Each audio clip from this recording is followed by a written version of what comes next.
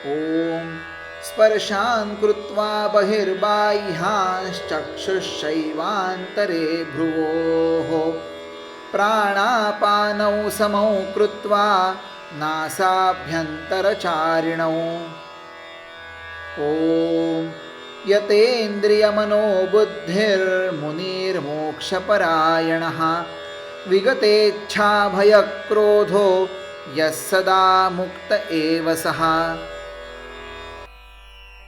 ओम श्री परमात्मने नमः।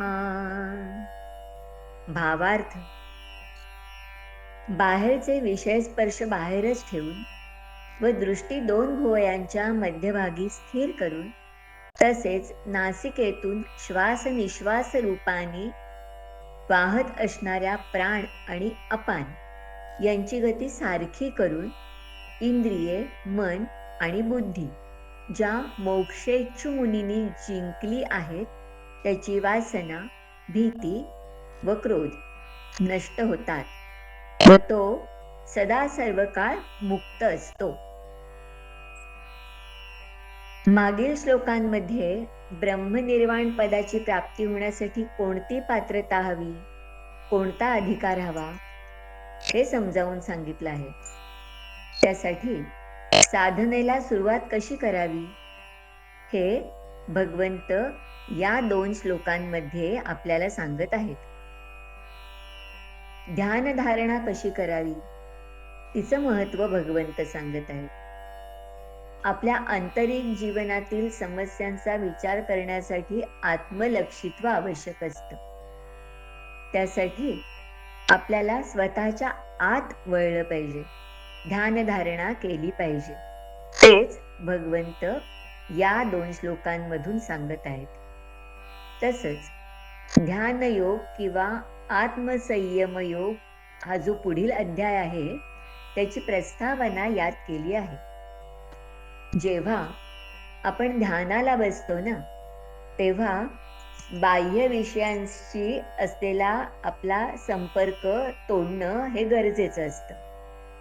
इंद्रिय आणि विषय यांचा मनाशी संबंध झाला ना की मनात कामना, तरंग हे निर्माण होतात. त्यामुळे ध्यानात विक्षेप येतो. म्हणून इंद्रिय आणि विषय यांच्या संबंधांचा विच्छेद केला पाहिजे. ध्यानयोगाचा अभ्यास करताना इंद्रिय व्यापारांचं प्रयोजन नसतं. इंद्रिय व्यापारांमुळे आंतरिक जीवनातील अतींद्रिय सत्ये प्रकट होत नाहीत. ध्यानयोगाचा अभ्यास म्हणजे स्थूलाकडून सूक्ष्माकडे जाणं. सूक्ष्माकडे जाण्यासाठी विवेक आणि वैराग्य यांच्या साहाय्याने बाह्य विषयांना अंतःकरणातून काढून टाकायचं आहे बरं. तेव्हाच चित्त सुस्थिर आणि प्रशांत होतं. त्यासाठी दृष्टी भ्रूमध्यात एकाग्र करायची असते. ध्यान करताना डोळे उघडे ठेवले ना की बाह्य दृश्यांमुळे मन विचलित होतं.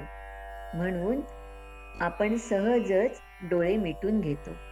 त्यामुळेही कधी कधी झोप येऊ शकते.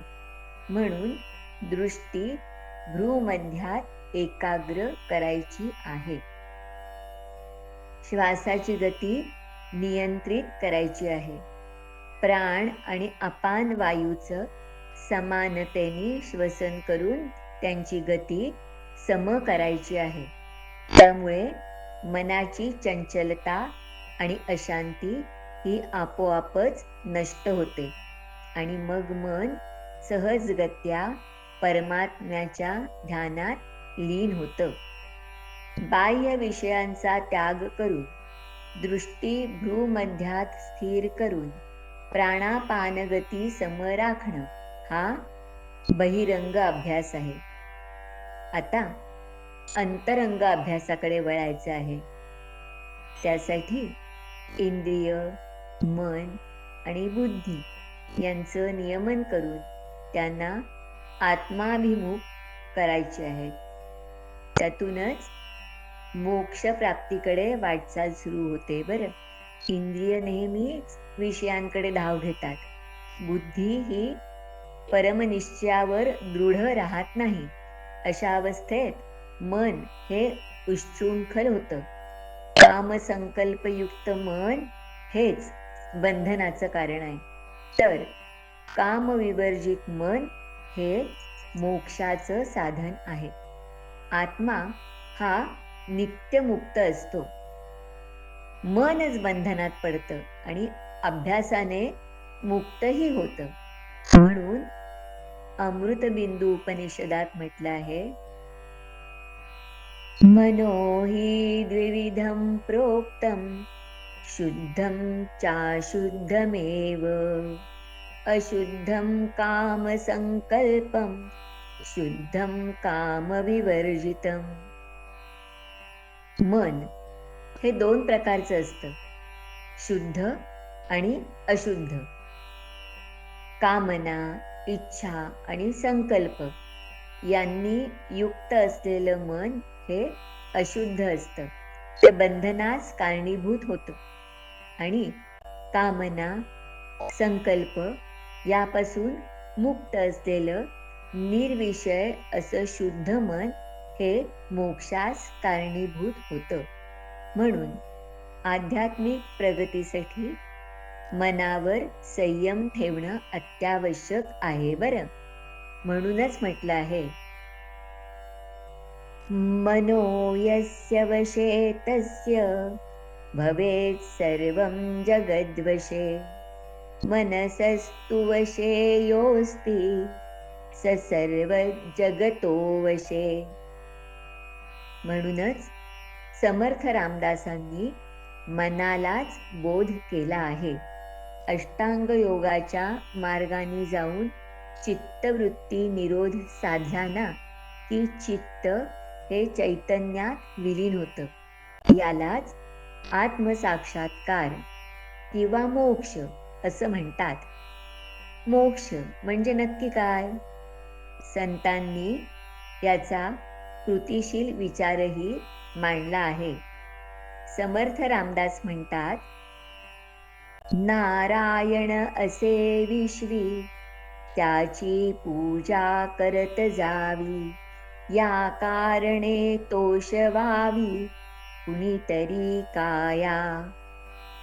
तर रामकृष्ण परमहंस स्वामी विवेकानंदांना शिवभावे जीवसेवा हा मंत्र देतात. स्वामी विवेकानंदांचा विचारही आपण जाणून घेतला पाहिजे. स्वामीजी म्हणतात, परमेश्वरांनी आपल्याला मनुष्यत्व, मुमुक्षत्व दिलंय. रामकृष्णांसारख्या महापुरुषांचा सहवास दिलेला आहे.